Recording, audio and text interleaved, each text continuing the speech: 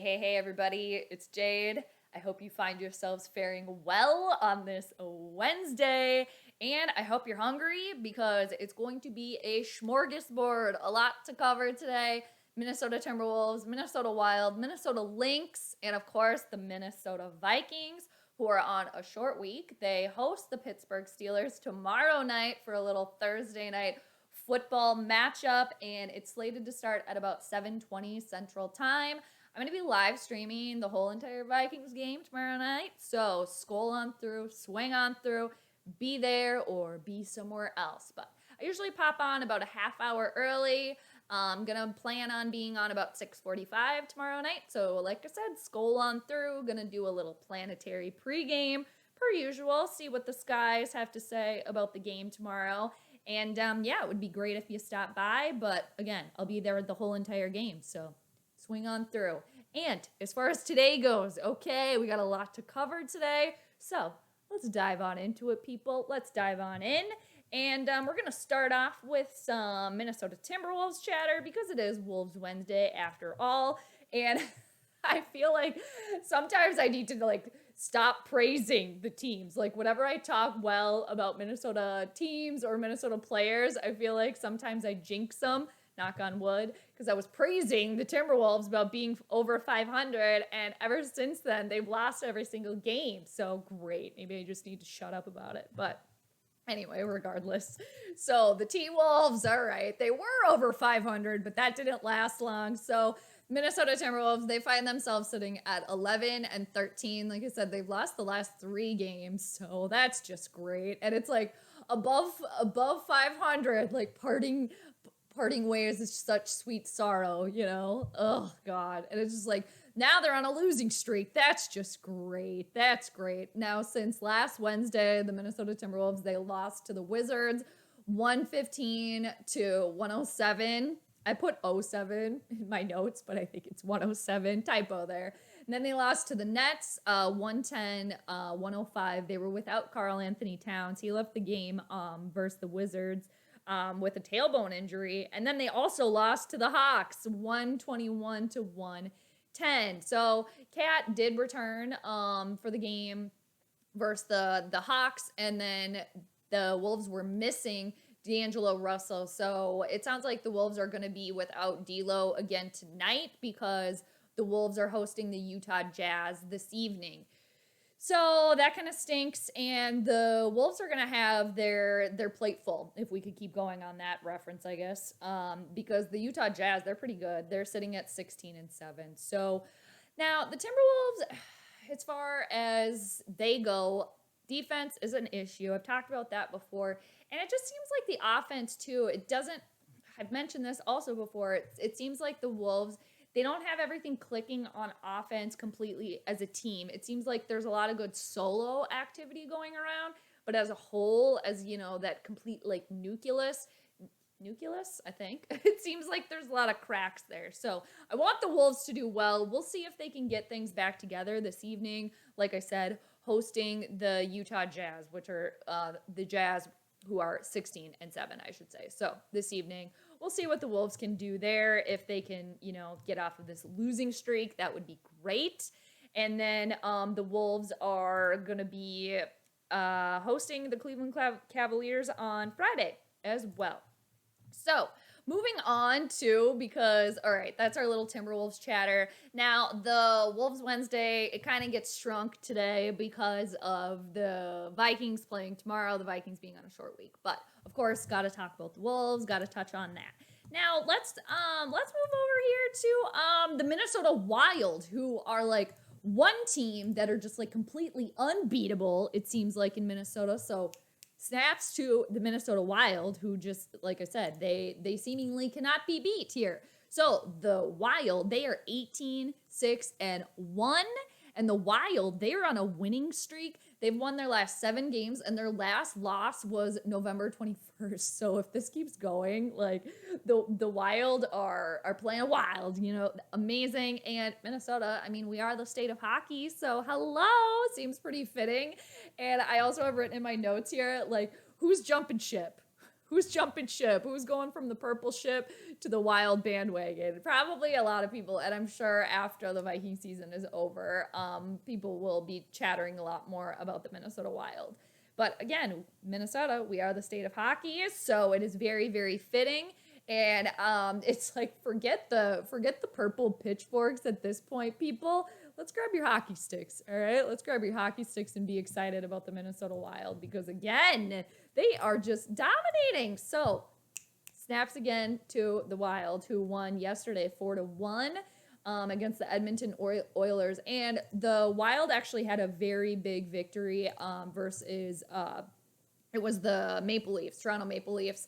And because the Maple Leafs are 17-7-1, very good squad. And yeah, the Wild had a huge win over them. It was 4-3. So again, huzzah, snaps to the Minnesota Wild. So, all right, here we go. So here comes the buffet, people. Got a lot of like weird rando stuff to cover, but it all kind of fits anyway. So carrying on, so a little bit of Minnesota Lynx chatter. Congratulations, and another huzzah goes to Cheryl Reeve, who is the general manager and the head coach of the Minnesota Lynx, because she was named the U.S. Women's National Basketball head coach for the next 4 years, which means she will also be coaching the ladies when they go to the Olympics in 2024. And two, she's one coach in Minnesota that has some consistency, that consistently brings championships to the state of Minnesota, because with the Lynx, they were WNBA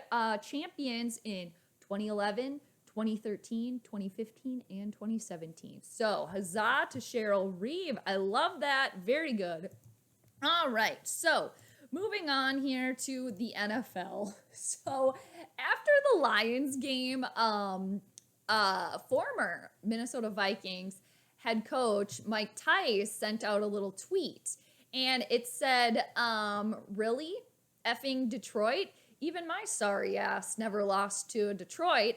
And, you know, I wanted to pull it up for everybody here today, but when I go to find the tweet, this is what we see. It no longer exists. And earlier today, when I checked that, it was still there. So Mike Tice, or whoever's running his Twitter account, ever since this morning, decided to delete that tweet. But I retweeted that when I saw it right away. I absolutely loved that. Again, the tweet originally said, really? Effing Detroit? Even my sorry ass never, in all caps, never lost to Detroit, end quote. So I'm not exactly sure why Tice deleted that. And then I tried to do a little bit more digging. So I did see some responses to this tweet, but then again, you can see this tweet was deleted by the tweet author, because Tice responded to a couple of people that were saying stuff below the tweet, but he has since deleted that. So it's tinfoil hat time. Ticey, why are you deleting that? You want to come back and be the head coach for the Vikings?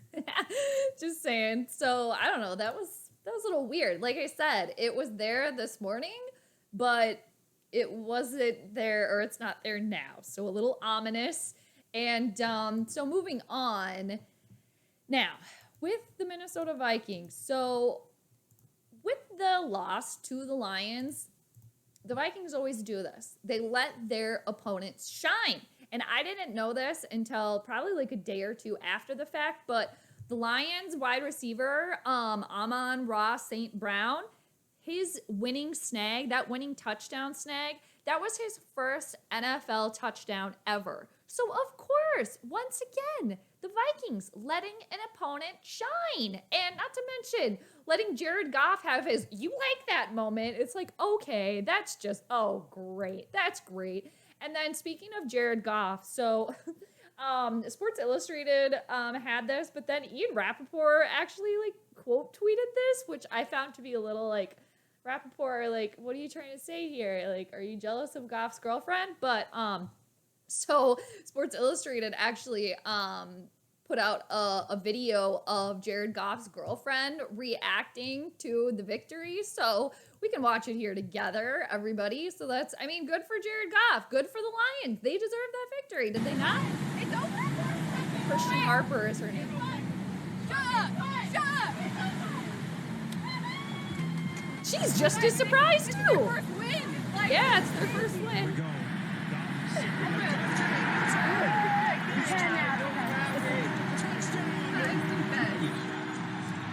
Yeah.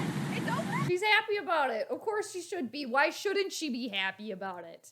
Like, yeah, your boyfriend finally got a victory. And also your boyfriend's in the NFL. And also you're like a swimsuit supermodel. So go you.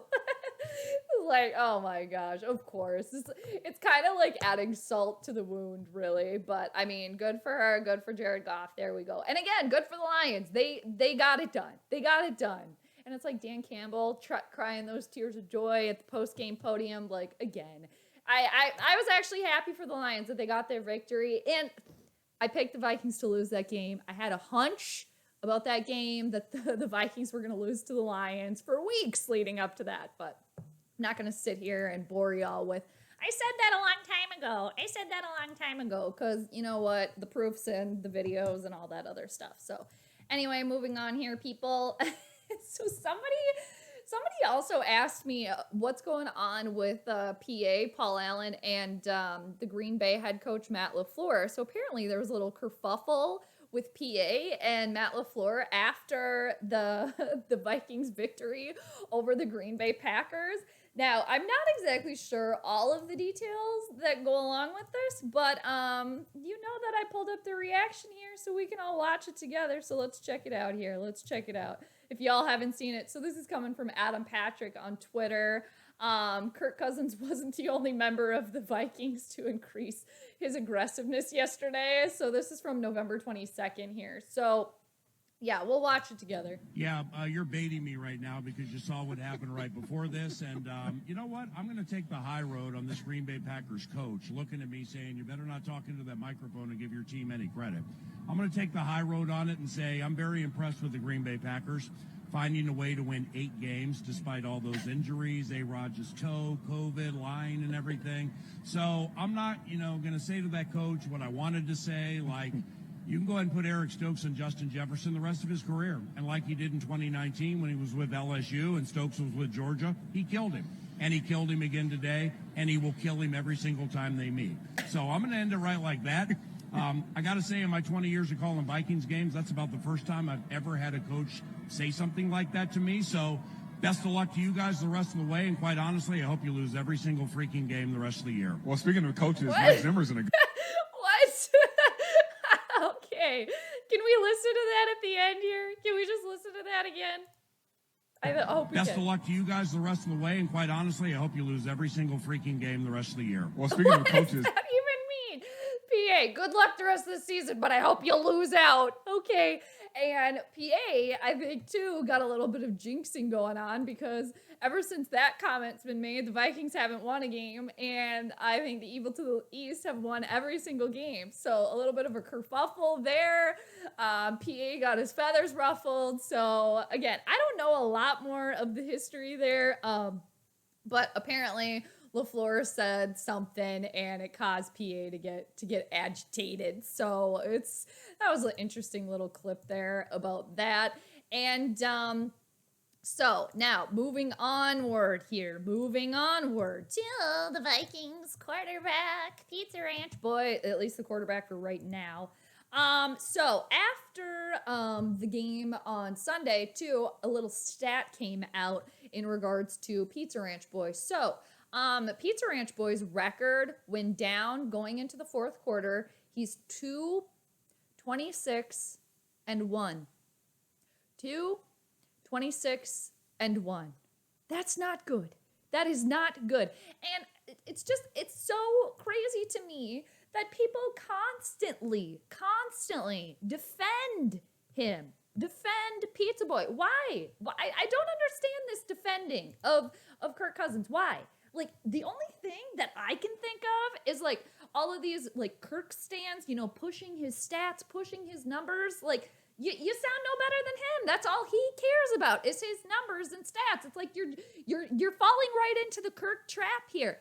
And the only thing that I can think of, like, all of this defense for Pizza Ranch Boy, for his mediocrity, he's better than that. It's like, no, like, what are y'all, his mistress? Like, seriously, that's the only thing that I can think of is Is he actually got all these mistresses out here? Is that why y'all are defending him?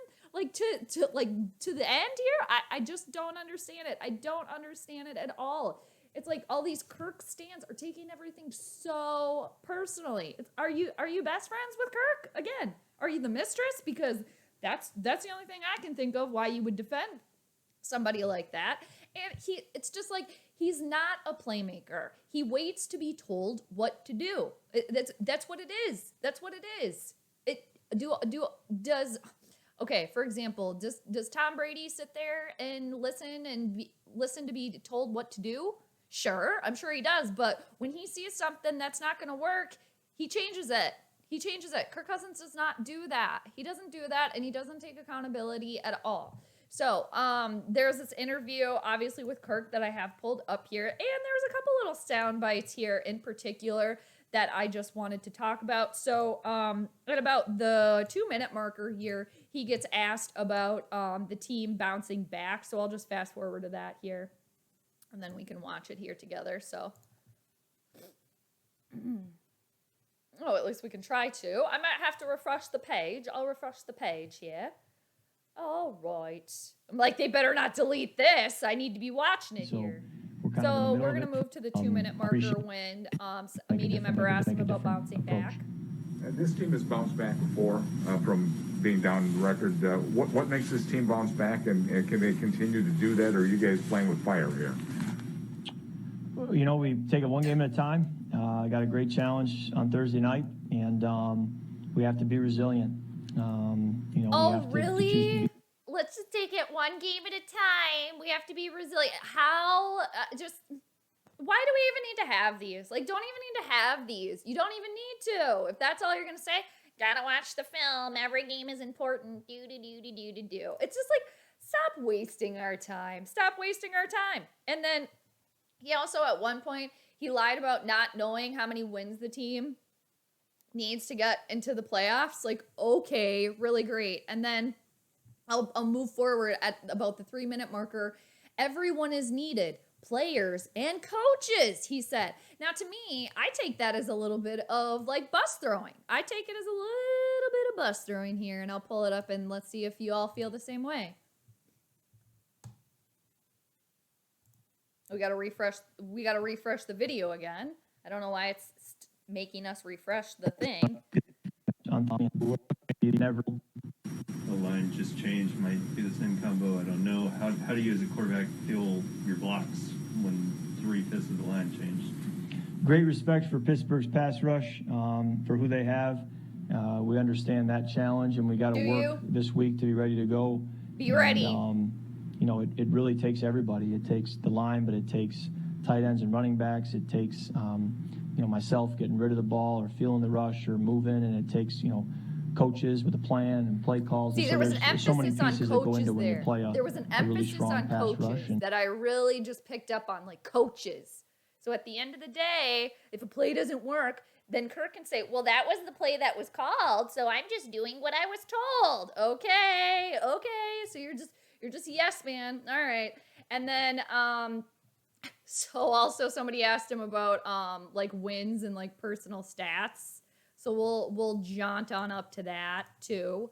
And so he's talking about how wins matter at the end of the day for your career as a quarterback, because they asked him, obviously, because it sounds like this is going to be Ben Roethlisberger's last year. So they asked Kirk about that too, like what you think about that.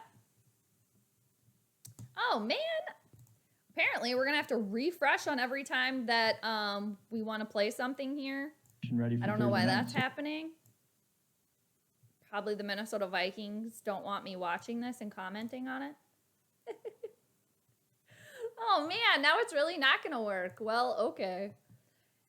I might just have to finish it out here myself. I'll just tell y'all what was happening here. The day is winning and knowing that that's why, you know, a player is going to have a great career at the end of the day is the wins. And so that's, I think, the number one thing you lead with when you talk about Ben's career is you start with 2 Super Bowl titles, and that's just kind of the way it will always be. So yeah. And how many Super Bowls do you have, sir? How many playoff wins do you have right now? One. Yes. Okay. That's what matters at the end of the day is winning. And now I'm going to try to speed it up here when there's a comment made about public enemy number 1. That would be Rick Spielman. Obvious, just wins, losses, then, Rick Spielman and the scouting staff would be out of a job because it'd be so easy to evaluate and decide who should be on your roster. Foreshadowing, bus throwing with Zimmer, bus throwing with Spielman, and then Kirk thinks, well, at least then I can keep my job. No, dude, you gotta go too. Like, they're not safe and you're not safe either. At least you shouldn't be. Like, if the puppet master goes, he better take his puppet with him. And the puppet master being Rick Spielman. Now, too, at a certain point in this interview, Cousins also was commenting on a reporter's long hair. It's like, dude, it's like, I get it. You're trying to find this, like, common ground. Like, you're trying to be cool. You're trying to be personable. It's just like, stop trying to be something that you're not here. Just stop. And he also made a comment about the length of this reporter's hair. And he said, there's a place for that. What does that even mean? What does that mean? There's a place for that. There's a place for you on some other team, which isn't the Vikings. That's what I have to say to that. So passive aggressive, like saying, well, that works. That might work for you, but I would never be caught dead with that long of hair. What the F is that? Bad taste in my mouth. I do not like that. And then too, Cousins also called Zim the leader of the team. Okay, yeah, sure, he's the head coach, but Zim's the only leader on the team? What happened to the quarterback being one of the most important leaders on the team? No accountability. No accountability from this dude at all. And then he's talking about, gotta get the job done on Thursday night. Okay, how many times have we heard that before? Gotta get the job done. Why don't you prove it to us for once? Prove it to us for once that you can actually get the job done.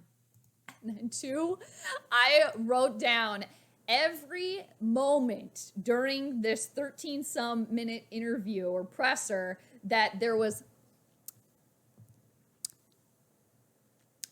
that noise, smacking noise, which leads me to believe that Mr. Pizza Ranch Boy was quite uncomfy during this whole thing. There was 1, 2, 3, 4, 5, 6, 7, 8, 9, 10, 11, 12, 13, 14, 15, 16, 17, 18, 19, 20, 21, 22, 23, 24 moments in that interview where, well, and if the video wouldn't keep freezing, I would pause on all of them here for you to do like a little compilation. Let's try it and let's see what happens, because if y'all don't believe me, first one, 8-minute marker. Let's find it. Here we go. I'll try. I'm going to do my best. Fresh and ready for Thursday night. So we're kind of in the middle of it right here, about the halfway point through the week. So, there it was. And then 13 seconds. Great challenge Thursday night, great opportunity, and take any questions you have. All right, and now we got to go to 31 seconds. Here it comes. Even Dan. Now wait for it. Another 4 just seconds hopped comes in, another but, one. It really is, KJ has shown some. Cringe. Who's ready to cringe? We'll move on to 1 minute. Here we go. 24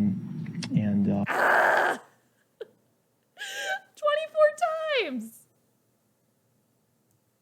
Can they continue to do that, or are you guys playing with fire here? Seriously.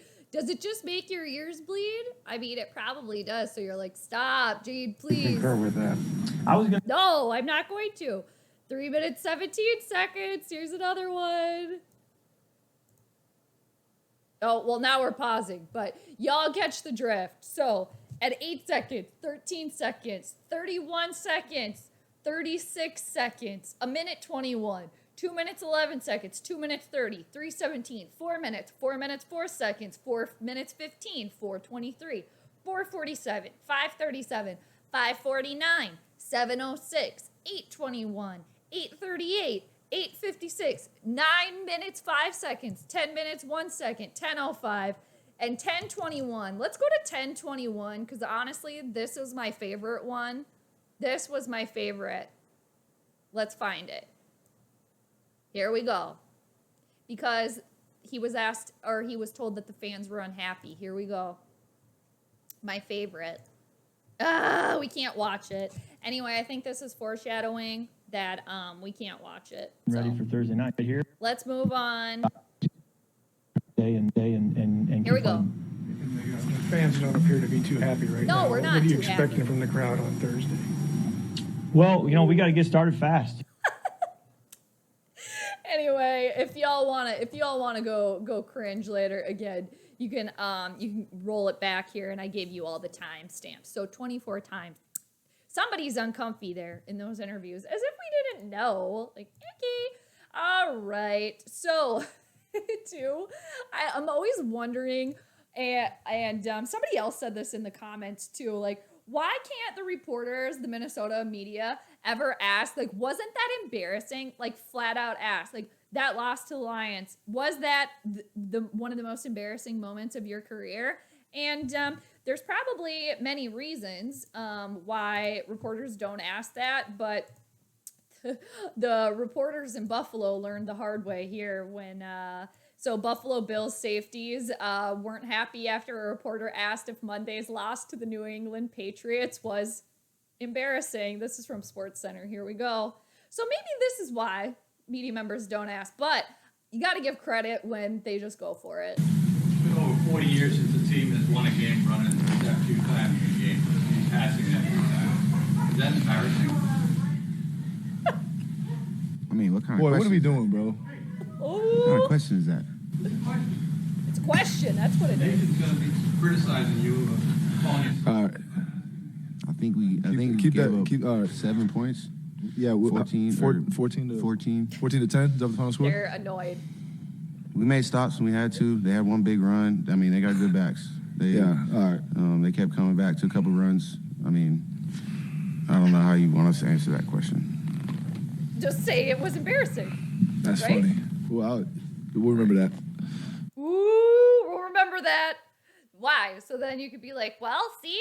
I mean, obviously, they're agitated. Obviously. They didn't necessarily answer, right? They didn't answer, but you can probably see why that some reporters don't necessarily ask those questions.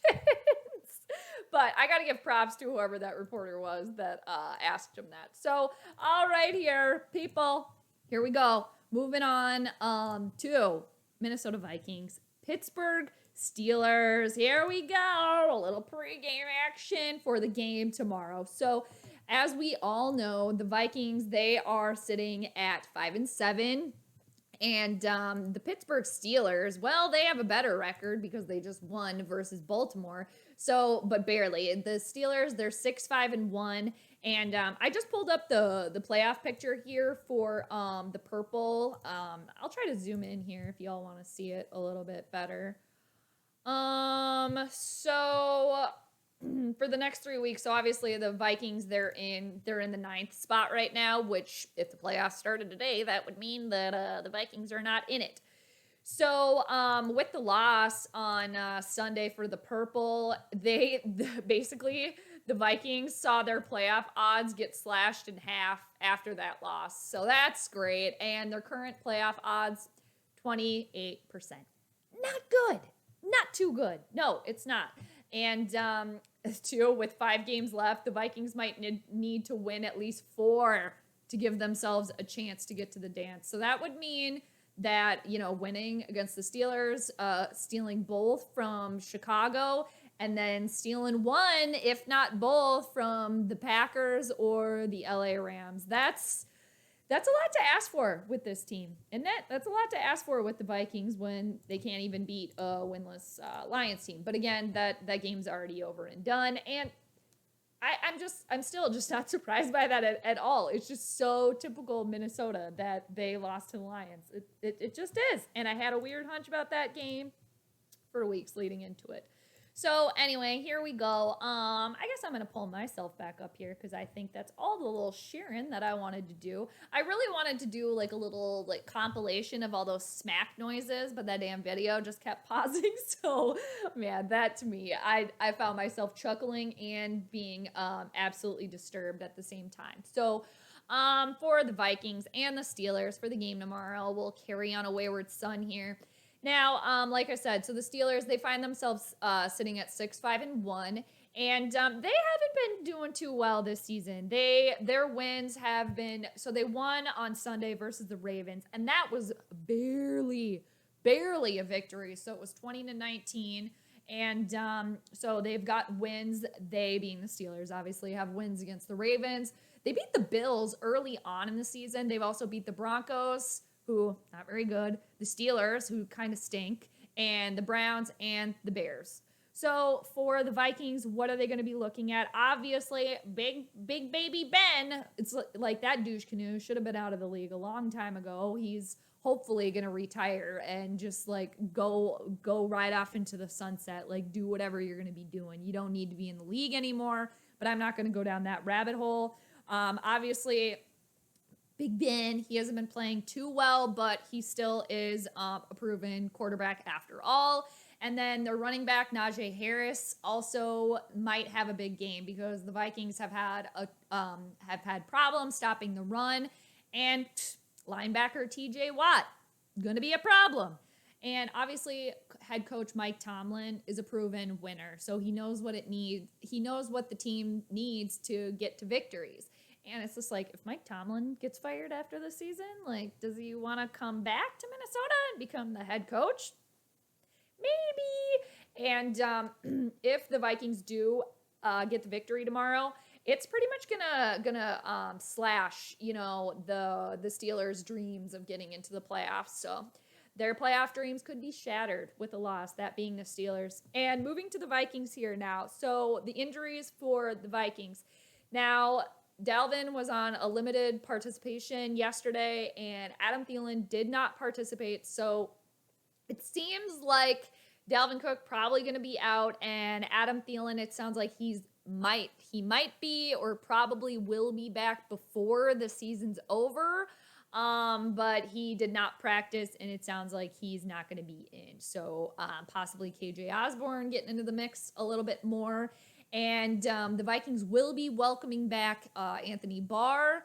And he was also nominated for a Walter Payton Man of the Year award. And I believe he won like a Community Player Award, something like that, for the Vikings. So good for Anthony Barr. That's good, doing that off the field work and stuff like that. The community service and all that good stuff. So snaps to Anthony Barr there. And Patrick Peterson is also off of the COVID reserve list. So that's good. And then Eric Kendricks will also be back for the Vikings. And another notable actually is Christian Darrisaw.